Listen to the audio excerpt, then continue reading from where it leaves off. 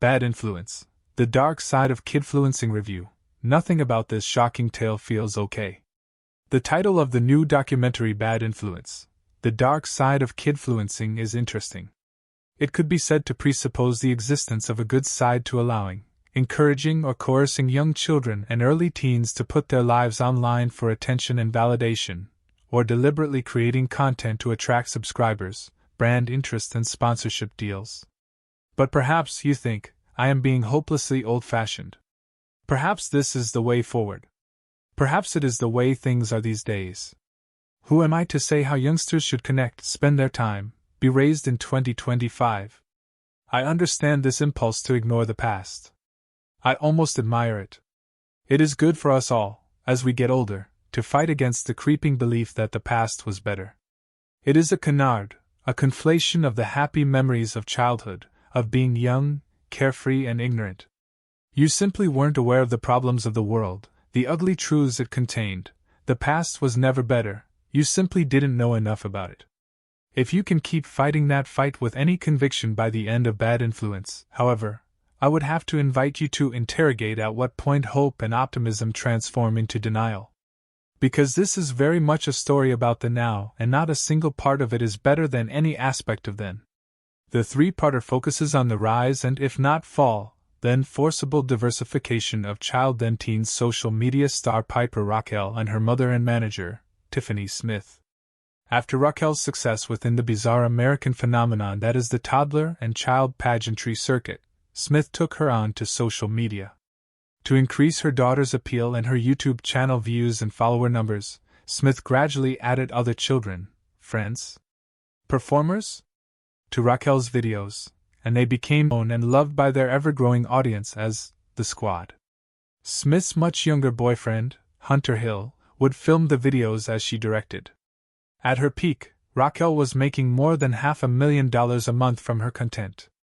In 2022, 11 former members of the Squad filed a lawsuit against Smith and Hill, alleging violations of child labor laws, alongside being subject to inappropriate, offensive and abusive treatment, including wildly offensive and sexually explicit comments from Smith. One former member, Corinne, says she remembers at the age of 12 or 13 going to a post office with Smith, who was sending off what appeared to be a package of Raquel's underwear. When she asked why, she says Smith declared, "Old men like to smell it." Smith and Hill deny all allegations and the lawsuit was settled last year without admission of any liability. Across 3 episodes, there are interviews with former performers, none of whom look old enough to be long out of their teens, if they are at all.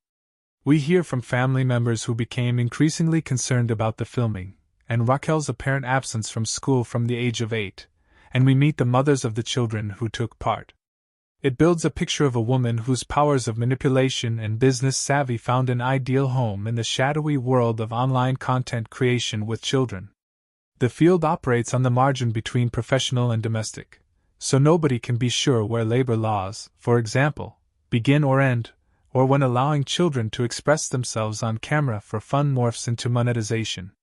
It is deeply murky as to whether monetization can ever be anything other than exploitation, or whether children expressing themselves on camera for fun can ever be benign, given what we know about the likelihood of predators in their potential audience.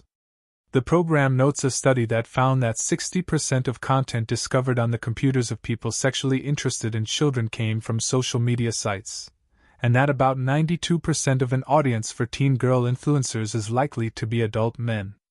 Beyond that, of course, there are the shocking allegations about Smith's sexual behavior towards the children which, if the claims are true, does not operate at shadowy margins, but is clearly wrong in every way. And the program touches on the power of people with Smith's apparent gifts for dividing, ruling and gaslighting. "Sometimes you didn't understand how she was getting you to do these things," says her niece, Claire, to create cult-like groups that even unsettled adults, soon forbidden to attend their children's filming sessions, were reluctant to leave for fear of the consequences. That said, it did feel that the question of parental responsibility was slightly glossed over by the filmmakers. It doesn't lessen the magnitude of Smith's crimes to ask as well where other boundaries lie.